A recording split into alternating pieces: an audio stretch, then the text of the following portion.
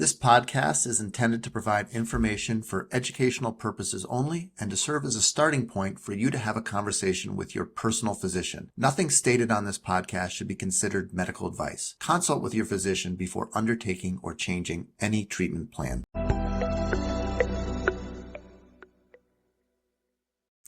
Welcome back to the Pound of Cure Weight Loss Podcast. We hope you're having a great day so far. We're excited to be here. And actually, Dr. Weiner and I have a couple articles to go over with you. We haven't done an article review in a little bit, so we're excited to do this. Yeah.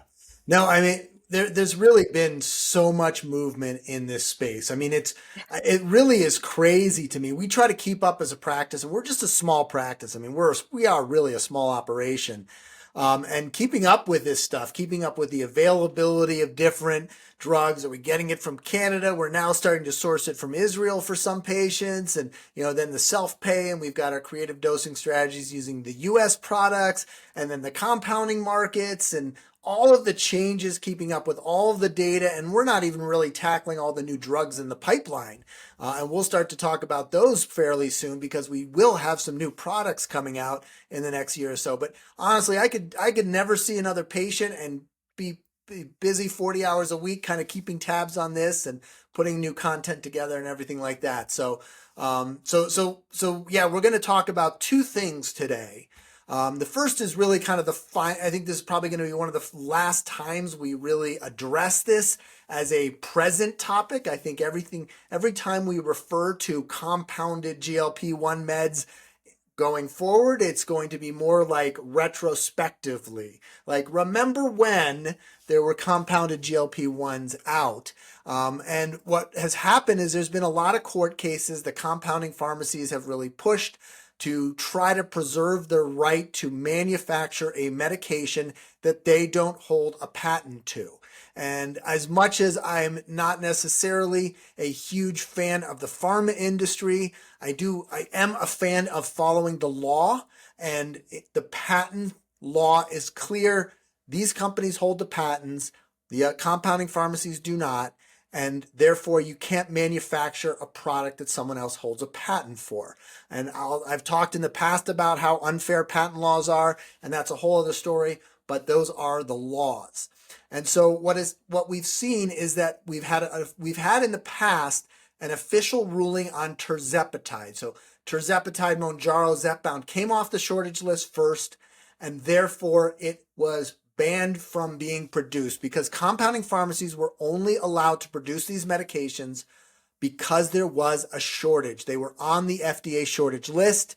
They have since come off. Tirzepatide came off sooner. I've always talked about how I thought tirzepatide was probably easier to make because it was just more readily available from the start, or at least Eli Lilly had an easier time making it. But there is now an official ruling that the small compounders, 503A, compounding pharmacies, have to stop making it on April 22nd, and the big compounding pharmacies have to make it on May 22nd. We're filming this on April 25th, so the small compounding pharmacies have already had to stop, and the large ones are going to have to stop in less than 30 days. And so my big takeaway on this for patients, because these things are still out there, I'm still kind of hearing about it, and technically you can sell semaglutide for another 30 days.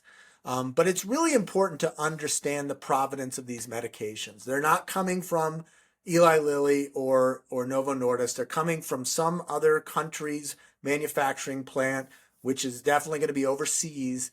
And some other drugs come from them too. A lot of our drugs are manufactured overseas, and that's fine. But these drugs are coming from a place we don't know about. And at this point, if you are a legit business person who cares about risk and who cares about patient safety, you're out of this business. You're out. You don't want anything to do with it. I can tell you, if somebody came to me and said, here's some compounding farm meds, you can sell them if you want, I'll give them to you for free, you're going to make a ton of money, I would be like, no way. That is just not Keep worth it it. away. Totally. I'm a fairly risk averse guy. I don't like risk. It doesn't sit with me. I don't gamble. I've been to Las Vegas like 5 or 6 times in the last probably 10 or 15 years, and I've not gambled a single cent. Not like $1 in the slot machine, not like $5 on a blackjack hand, not a single dime. And to me, I don't get it. And that's why I like bariatric surgery, because there's quite honestly so little risk. So, that's how I approach the world. I try to avoid risk as much as possible. And so the people who are going to be selling these things are going to be people who have no problems taking risks.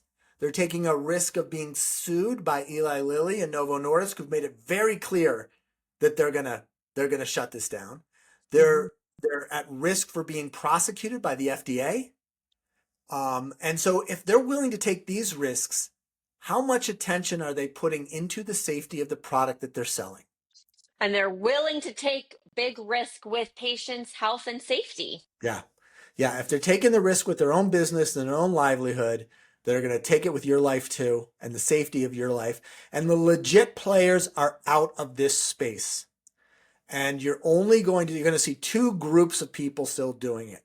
The kind of gray market, black market risk takers. And we'll see these things, I think, continue to be sold under the table in shopping malls and strip malls and, all kinds of places in very shady ways. And then you're going to see, the Hims and Hers and the Row and all of these bigger companies that were making a crazy amount of money, that have a lot of like venture capital and kind of big corporate money, and they've sheltered everything and they've pulled out everything they can and they've protected themselves. So when Eli Lilly comes, the thing just folds like a house of cards, like, sorry, we're bankrupt. Bye-bye. And, fly off in their private jet with the money they extracted out of that, and then work on their next little scheme. And I think we'll see that too. And that, so that'll happen also. But I just don't see legitimate centers selling these products anymore.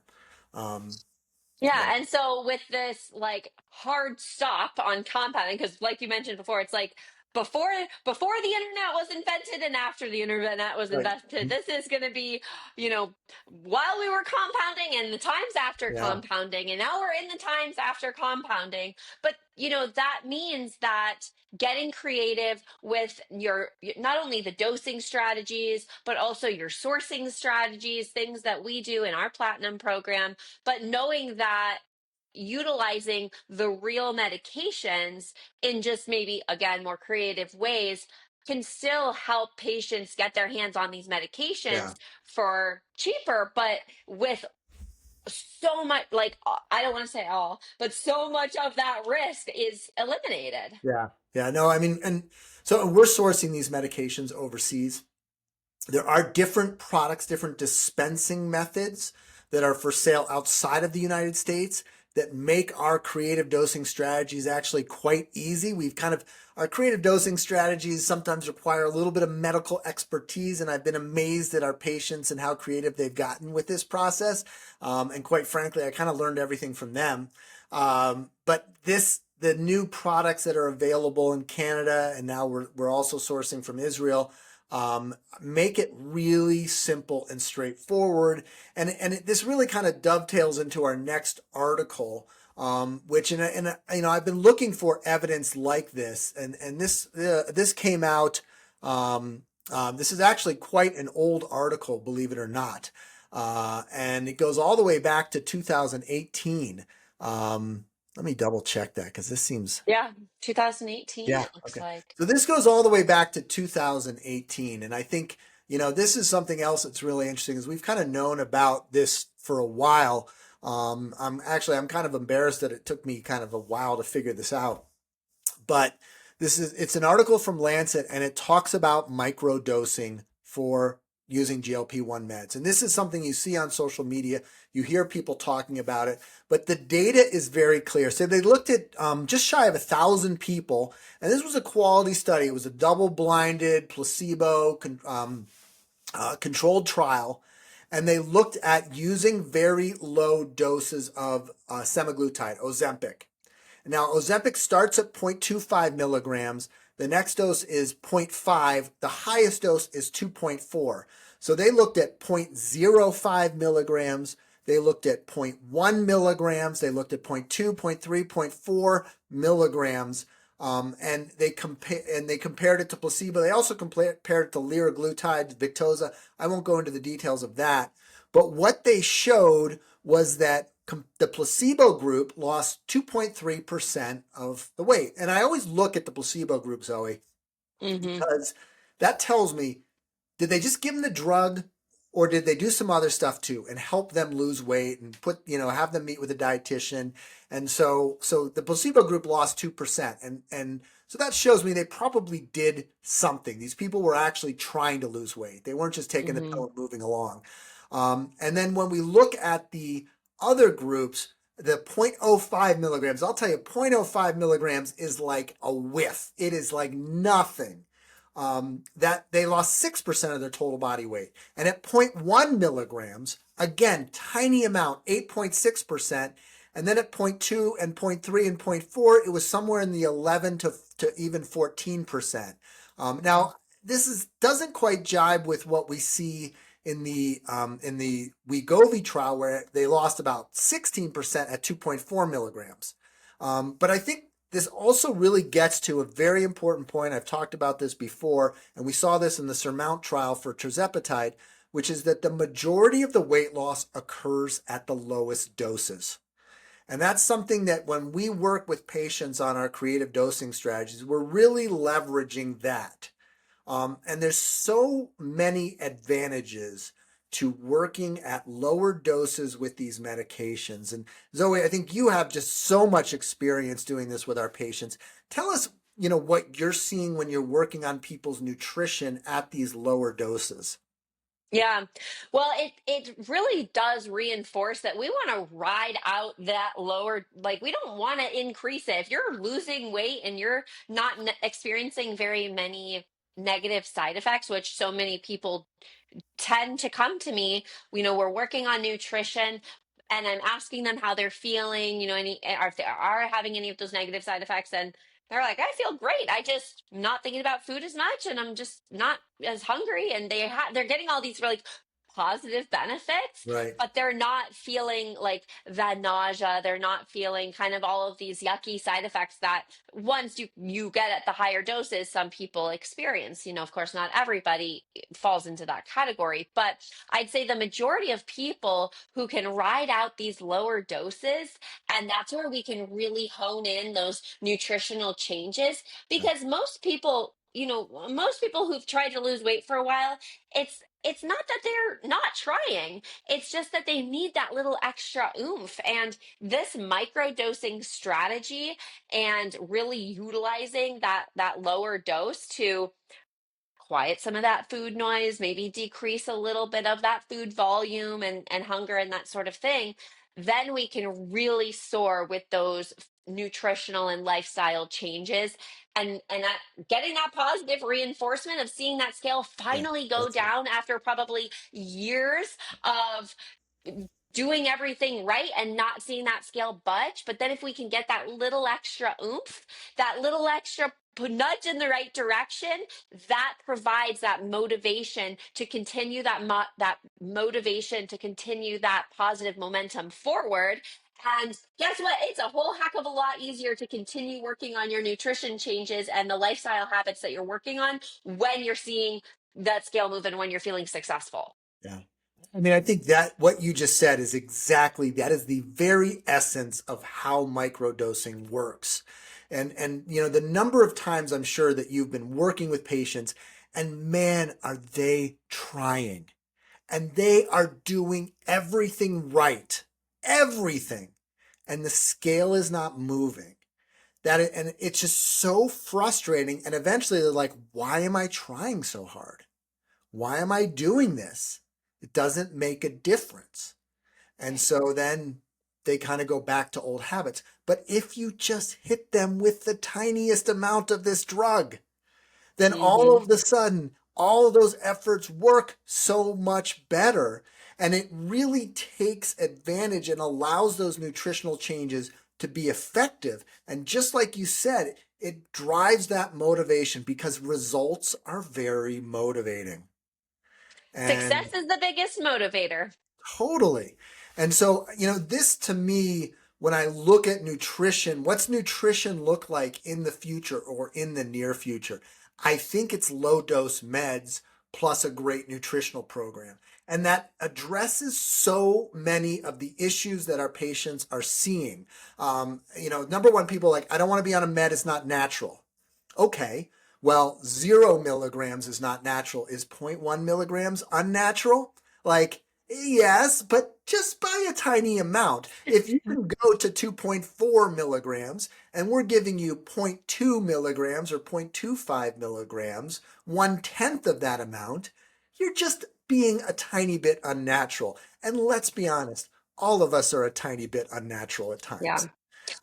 Yeah, And if I know that they're working on potentially coming out with a non-shot version. So yeah, if it's just, in a supplement added to the supplement stack that most people are taking a ton of different supplements anyway. right. Something else I wanted to mention that I think that this microdosing, so, a lot of people are doing a lot of the like doing feeling like they're doing everything right. I do think that we talked about this a little bit ago on a previous episode, but I do think that I think it was on the recap of our predictions episode. But I'm getting to the point of alcohol and how we see people feeling that decreased desire to drink, and how we know that alcohol is such a sneaky source of empty calories Oh and yeah. a really, if even if they're doing everything right with nutrition and exercise, if they're drinking regularly or like having a drink or two a night or a couple times a week or whatever it is, that can potentially be a difference maker too. And so then if this maybe microdose not only gets that push going in the right direction on all these other things, if it's decreasing that desire to partake, then that could potentially be another really great benefit of working everything together to really start seeing that weight loss. Yeah, no, absolutely. I mean, I think that another piece that people are worried about is like, what's going to happen in 20 years with these meds? And I think I've addressed that because all medication considerations are risks and benefits. And we're seeing so many benefits, the risks would have to be pretty rough. But the one thing we know about side effects and long-term use of medications, and if anybody's ever taken calculus out there, they'll kind of understand this concept of the area under the curve. And what that really amounts to when it comes to taking medications is what is the dose you are taking and how long have you been taking it? So if you're on this med for 40 years, but you're on the tiniest amount, you just don't have that large area under the curve, so you're less likely. We see this with smoking too. Smoking is measured as pack years. So if you smoke a pack a day for 10 years, that's 10 pack years. Half a pack a day for 20 years, that's still 10 pack years. And so, that we can all understand if you smoke 1 cigarette a day versus a pack a day, that's going to have a very different impact on your likelihood of developing cancer and heart disease in the future. And I think we're going to see if there is something down the road, and we don't see anything right now, but we don't know what we don't know, that by taking a low dose, you're hedging your bets and you're reducing your risk of suffering any of the consequences of that.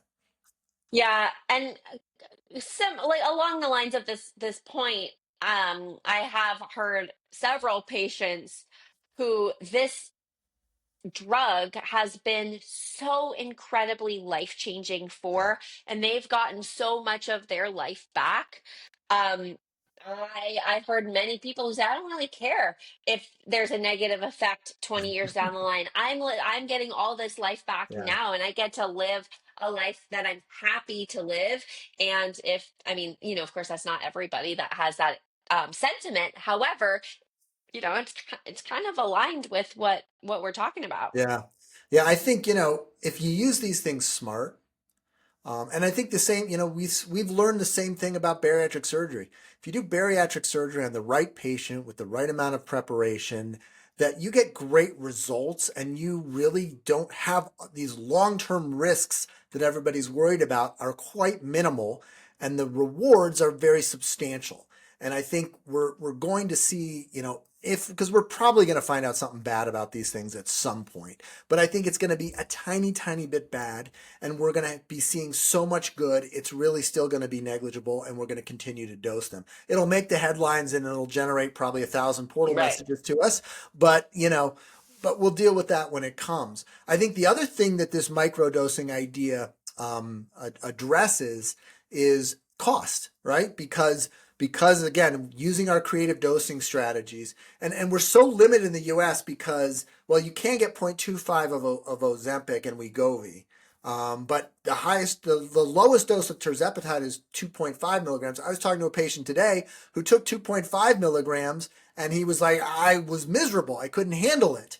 And so, we were using some creative dosing strategies, and we brought the dose down, and he was doing so much better. He was like on 1 milligram.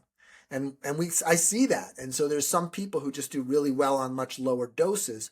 And so I think that we need that flexibility to do that. We don't get that from the US product, but we do get it from the overseas product.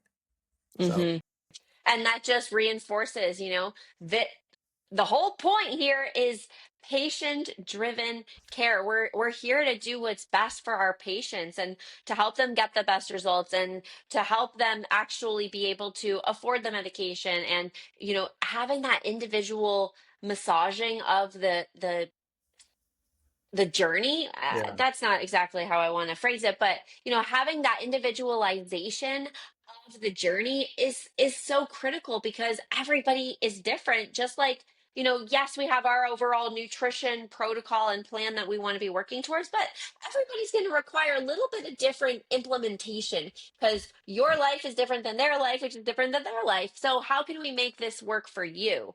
And that's a really great example of that, Dr. Weiner. Yeah,